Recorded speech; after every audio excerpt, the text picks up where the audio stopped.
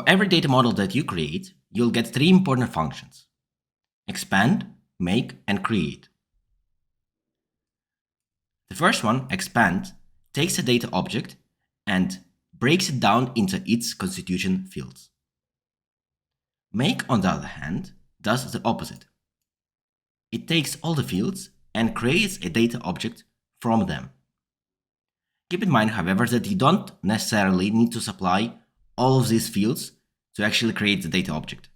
It can be just several or even just one.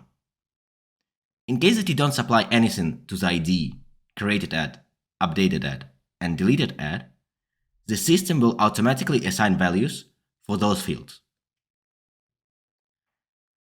Importantly, when you make an object, it is not yet saved to the database. It just lives within the business process. So to actually save our created data object, we have to use the create function.